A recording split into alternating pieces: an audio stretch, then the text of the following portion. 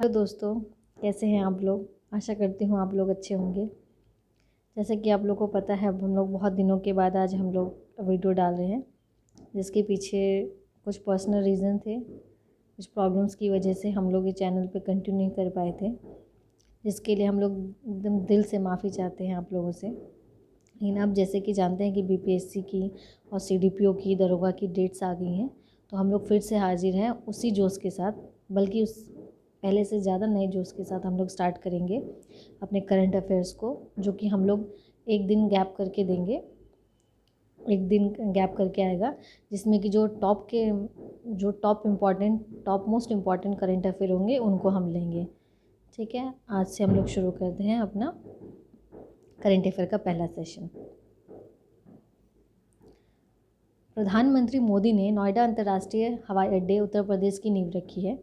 जैसा कि हम लोग जानते हैं कि जेवर जेवर एयरपोर्ट बन रहा है गौतम बुद्ध नगर यूपी में, जिसके साथ ही ये जो यूपी का जो एयरपोर्ट हो जाएगा वो पहली स्टेट हो जाएगी जिसमें 5 इंटरनेशनल एयरपोर्ट होंगे।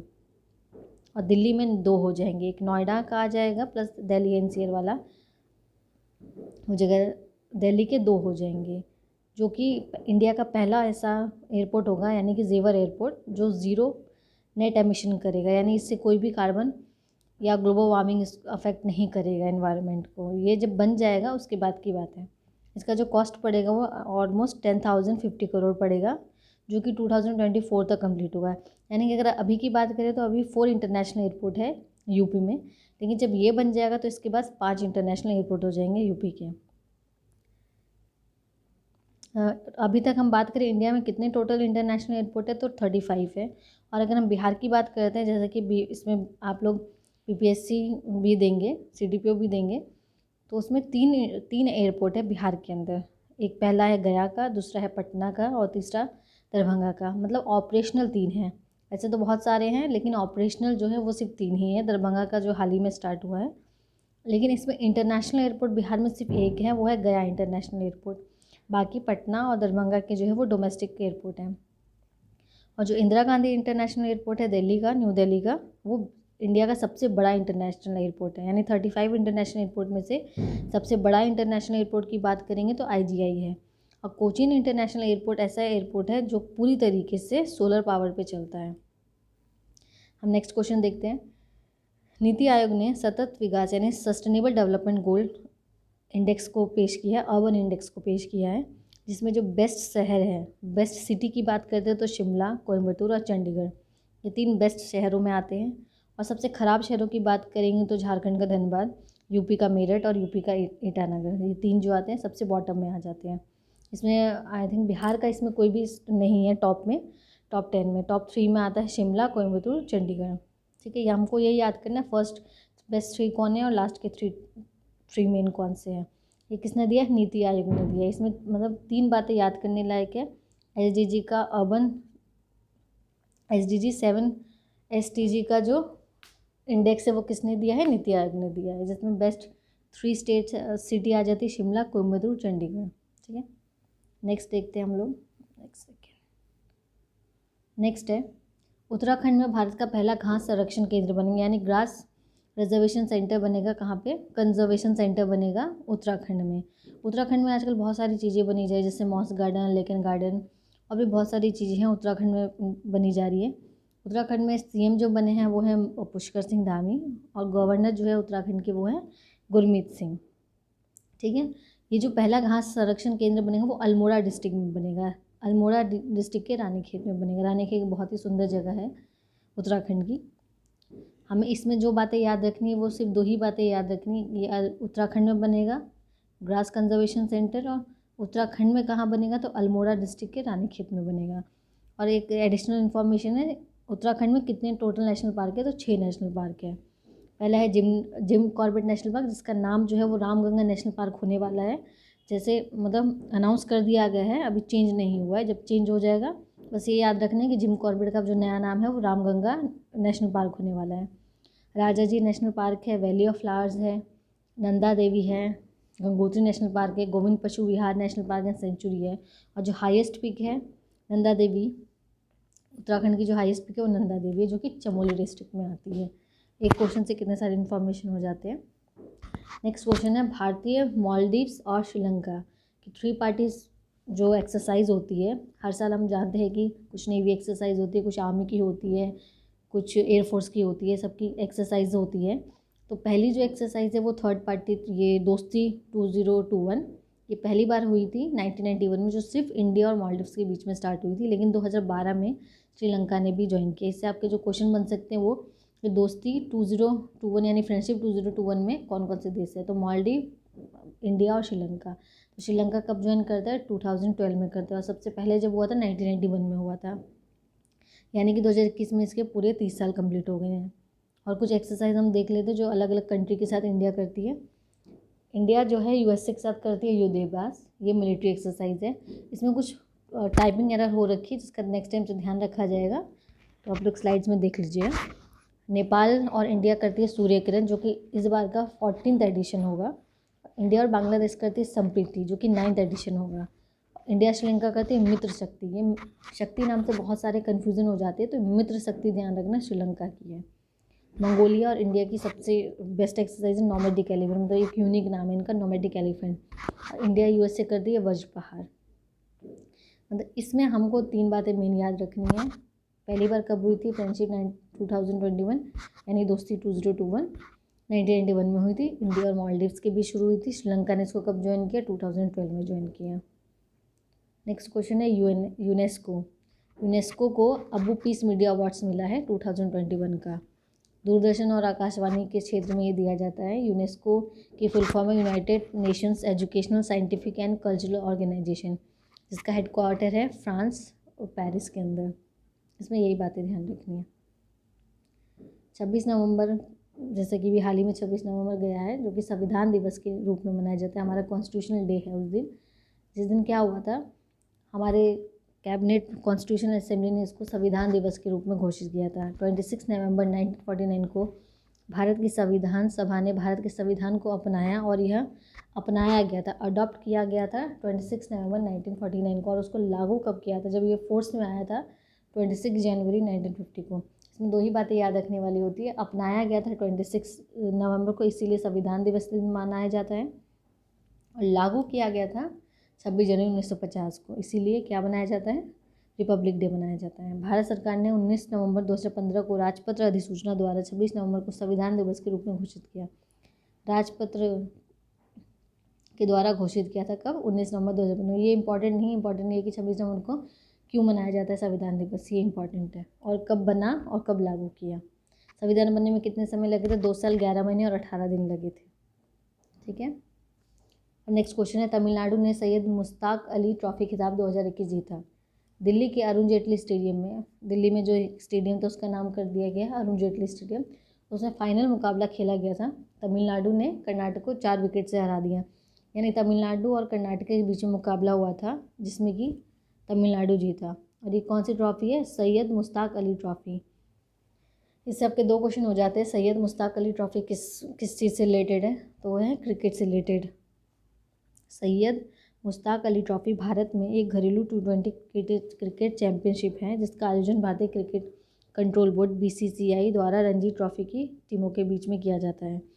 देखिए, इसमें साफ साफ ये कहा गया है कि जो सैयद मुश्ताक अली ट्रॉफी है वो डोमेस्टिक हमारा इंडिया का T20 क्रिकेट है, यानी 2020 क्रिकेट बात करें इंडिया का, तो क्या है वो इंडिया लेवल पे सैयद मुश्ताक अली ट्रॉफी, जो कि कौन ऑर्गेनाइज करता है, तो BCCI करती है, जिसके अध्यक्ष कौन है, अमित शाह के बेटे जय शाह है। और रणजी ट्रॉफी के बीच में होता है, मतलब जो रणजी ट्रॉफी विनर्स होते हैं उन दोनों के बीच में होता है,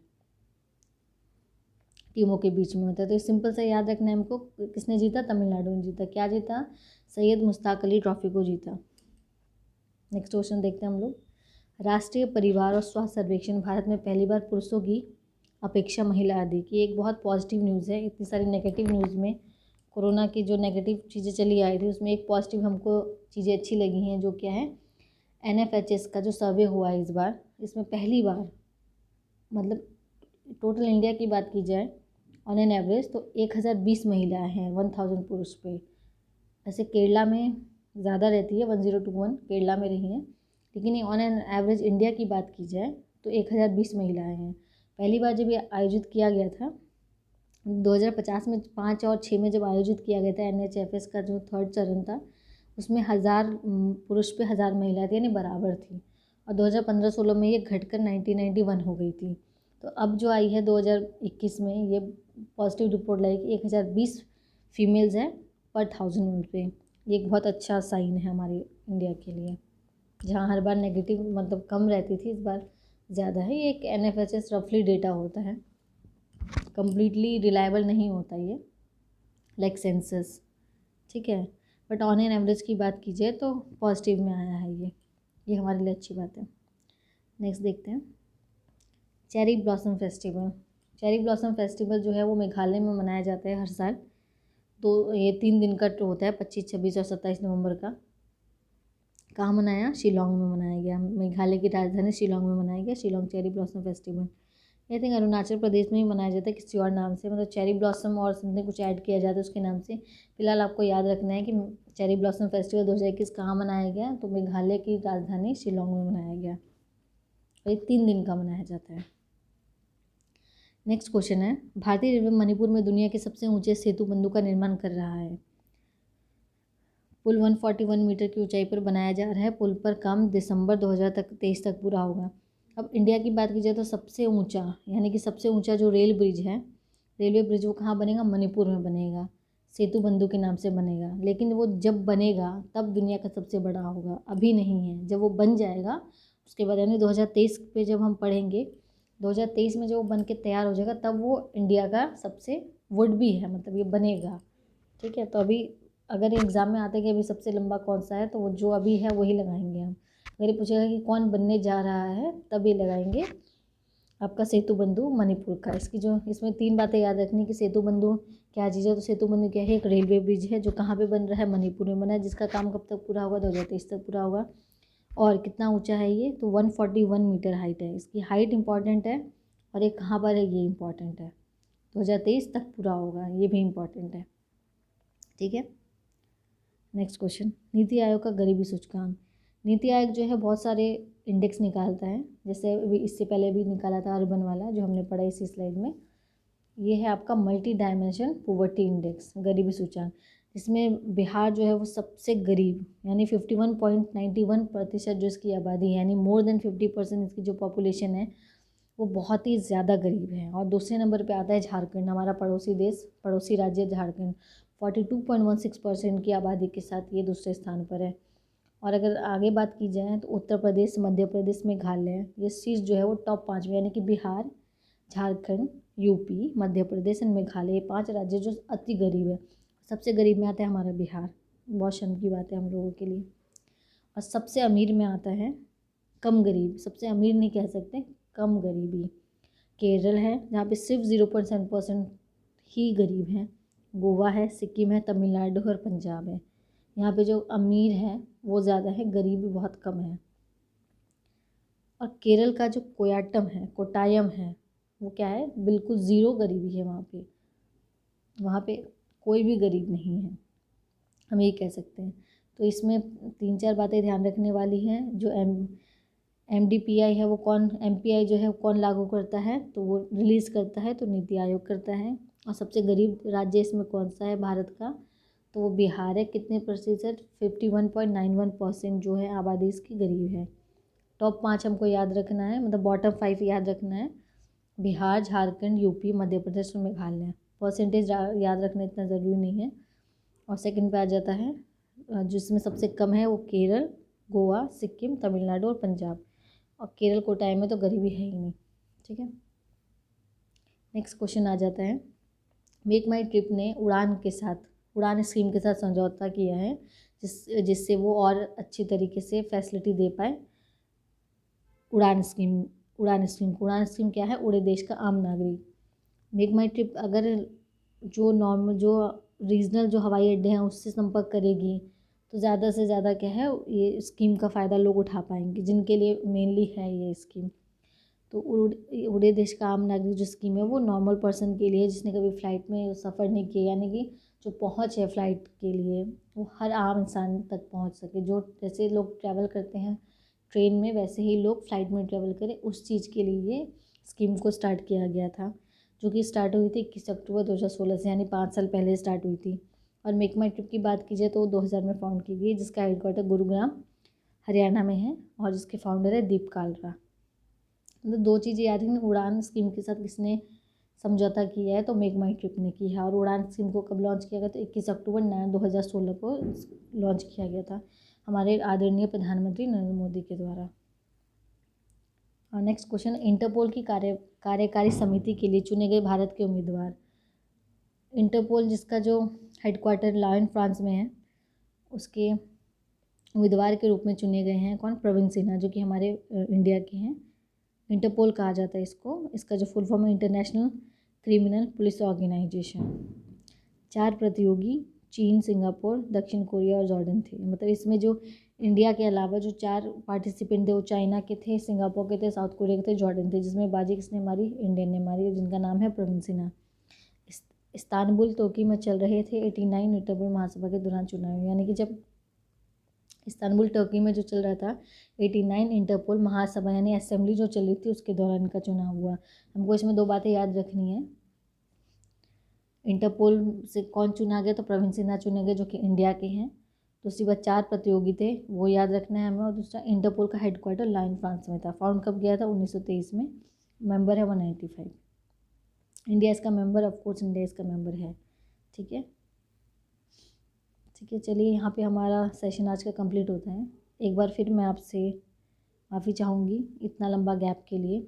आशा करती हूँ आप लोग समझेंगे हमारी मजबूरी को। लेकिन अब ये डिसकंटिन्यू नहीं होगा, जैसा कि एग्ज़ाम है, एग्ज़ाम तक ये बिल्कुल बहुत स्मूथली चलेगा। एक दिन गैप करके आपको वीडियो, जैसे आज जो वीडियो आई है वो परसों वीडियो आएगी, इसी समय में ये वीडियो आएगी आपके पास। ठीक है, बाकी आप रिविज़न कीजिएगा। जितने भी इंपॉर्टेंट क्वेश्चंस है बीपीएससी के लिए या दरोगा के लिए, सीडीपीओ के लिए, वो सारे आपको स्लाइड में मिलेंगे। हम कोशिश करेंगे पूरी तरीके से जो भी गैप हुआ इतने दिन में वो सारे को फुलफ़िल कर सकें। आप लोगों का सपोर्ट चाहिए, साथ चाहिए और बस प्यार चाहिए आप लोगों का। Thank you for watching BPSC online academy.